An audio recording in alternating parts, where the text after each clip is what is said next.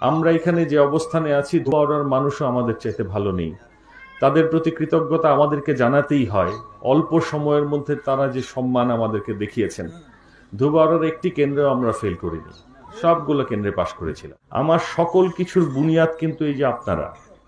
আমি আজকে জেলা পরিষদের প্যানেল চেয়ারম্যানের দায়িত্ব পালন করেছি, উপজেলা পরিষদের চেয়ারম্যানের দায়িত্ব পালন করেছি, এখন সংসদ সদস্যের দায়িত্ব পালন করছি গত 2 মাস ধরে। এই সব কিছু আপনারা আমাকে দিয়েছেন। আপনার এমপি আপনার বন্ধু হবে, আপনার আত্মীয় হবে, আপনার কাছের মানুষ হবে, আপনার প্রতিবেশী হবে, আপনার সবচাইতে আপন মানুষ হবে। এমপিকে যখন এমপি সাহেব বানিয়ে ফেলেন তখনই বিভ্রান্তটা সৃষ্টি হয়। আমি আপনার বন্ধু, আমি আপনার আত্মীয়, যে কথাটি আপনার স্ত্রীর সাথেও আপনি বলতে পারেন না, এটি আমার সাথে আপনি বলতে পারেন। আত্মীয়তাটা এত গভীর আপনার সাথে আমার। এমপি জনাব মাহমুদুল হক সাহেবকে ওনার বক্তব্য রাখার জন্য বিশেষভাবে অনুরোধ করছি। বিসমিল্লাহির রহমানির রহিম। না, লাগবে না, লাগবে না। আজকের এই সম্বর্ধনা অনুষ্ঠানের সম্মানিত সভাপতি, উপস্থিত আছেন আমাদের আরো নেতৃবৃন্দ যারা এসছেন আমাদের সাথে। আপনারা দীর্ঘক্ষণ এখানে অপেক্ষা করেছেন আমাদের জন্য। আমরা আসলে অনেকগুলো প্রোগ্রাম শেষ করে আপনাদের কাছে এসেছি, এই জন্য আসতে দেরি হয়েছে, ক্ষমা প্রার্থী আপনাদের কাছে। আসলে গত 4 মাস ধরেই আমরা নিয়মিত না ঘুমাইতে পারি না। তখন নির্বাচনের জন্য পারি নাই, এরপরে নির্বাচনের পরে আপনারা যারা যাচ্ছেন তাদের সাথে সাক্ষাৎ করতে করতে দেখা যায় রাত 4টা বেজে যায়, আবার 7টায় উঠতে হয়।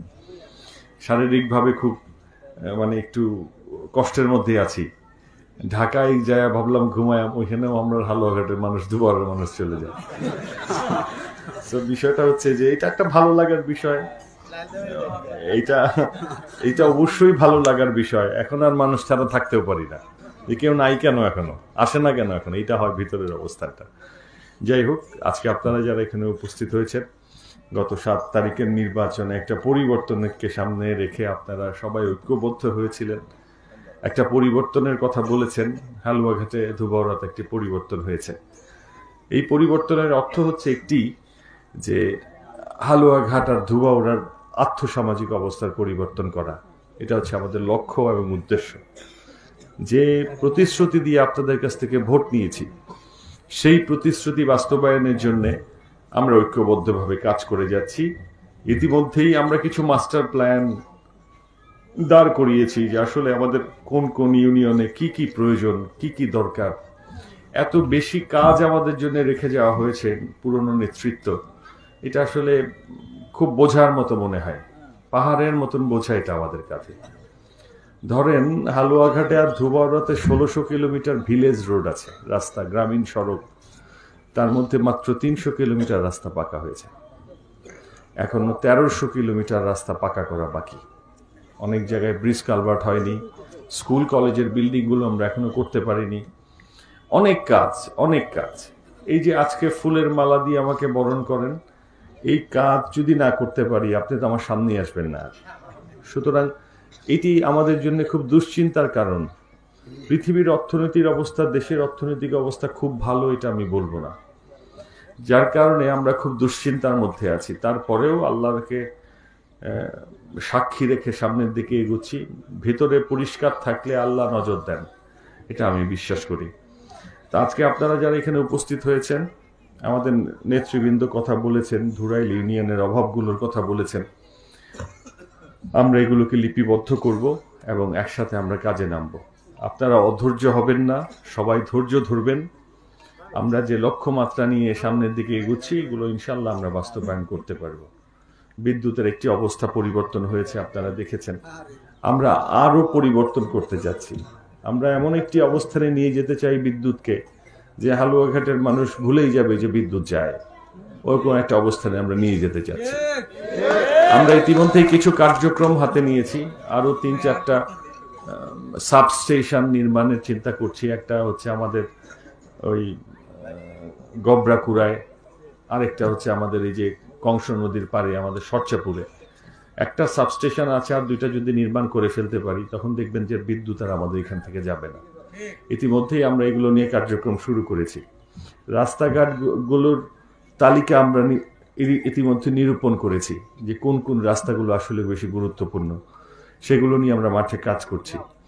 আমাদের এই যে শ্রদ্ধাভাজন নেতৃবৃন্দ এখানে যারা আছেন, তারা একসাথে মিলে তাদের পরামর্শ মোতাবেক, তাদের উপদেশ মোতাবেক আমরা এই কাজগুলো করে যাচ্ছি।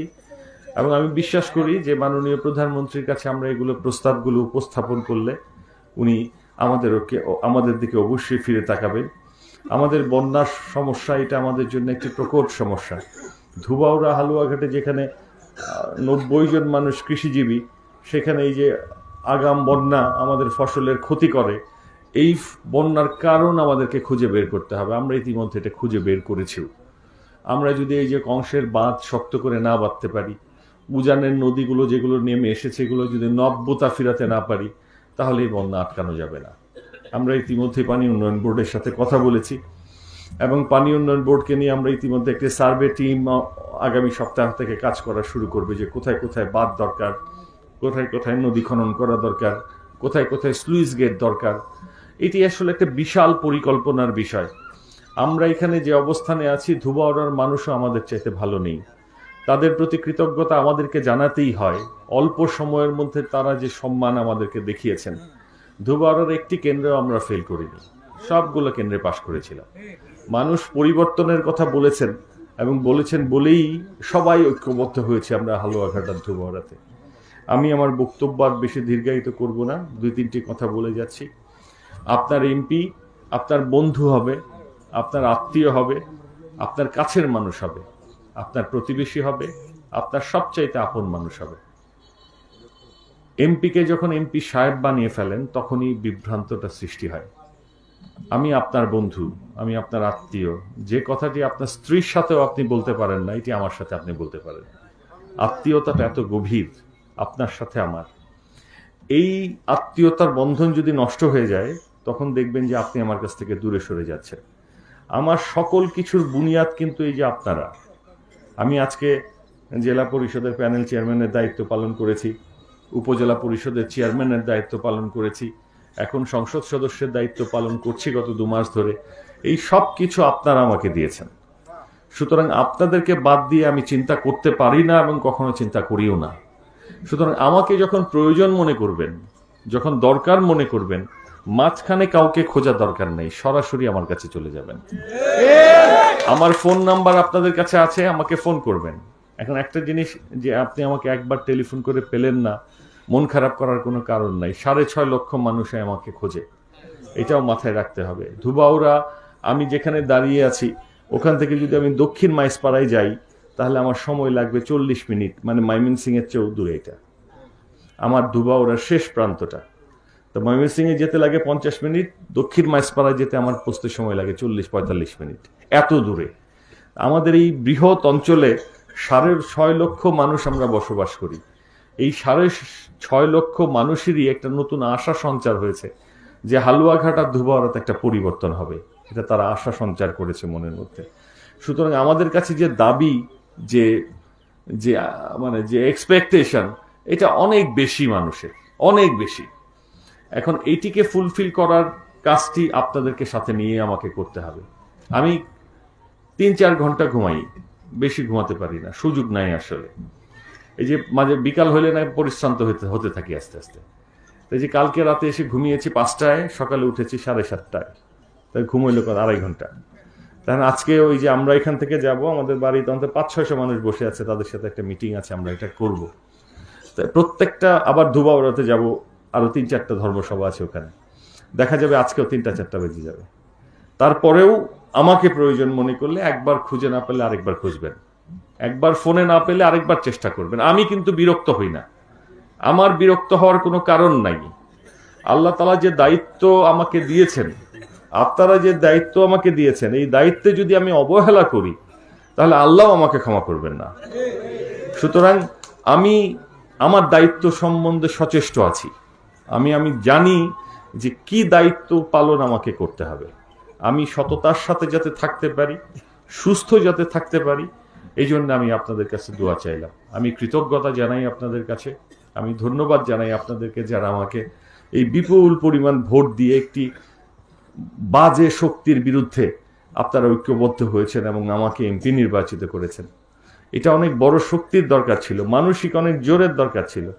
যে ধরনের কথা তারা নির্বাচনের আগে বলেছে, আপনারা যে ভয় পেয়ে যাননি, এটাই আমি আল্লাহর কাছে শুকরিয়া জানাই। আপনারা ভোট কেন্দ্রে গেছেন, ভোট দিয়েছেন, ভোট থাকবে না, ভোট নিয়ে যাব, এটা হবে সেটা হবে, নৌকা এইটা সেইটা। প্রধানমন্ত্রী কিন্তু উত্তর দিয়ে দিয়েছেন, নৌকা হইলেই কিন্তু এখন আর হয় না, জনপ্রিয় না হইলে নৌকা দিয়েও কাজ হবে না, এটা প্রধানমন্ত্রী শেখ হাসিনা বলে দিয়েছে। মাননীয় প্রধানমন্ত্রী এই ভিত্তিতেই আগামী উপজেলা পরিষদের নির্বাচনে নৌকা দেননি। তা আগামী সংসদ নির্বাচনের ইউনিয়ন পরিষদের নির্বাচনের আগে যারা নৌকা নৌকা করতেছেন তাদের যে কি হবে, এটা হচ্ছে বিষয়। সুতরাং নৌকাকে মাননীয় প্রধানমন্ত্রী আর কলঙ্কিত করতে দিবেন না, এটা জাতীয় সংসদের জন্য উনি রাখবেন। সুতরাং আপনারা এখানে যারা উপস্থিত আছেন, মাননীয় প্রধানমন্ত্রী জননেত্রী শেখ হাসিনা যে আশা আমাদেরকে দেখিয়েছেন, যে উন্নয়ন উনি সাধন করেছেন, এই জন্য মাননীয় প্রধানমন্ত্রীকে আমাদের সকলের কৃতজ্ঞতা প্রকাশ করা উচিত।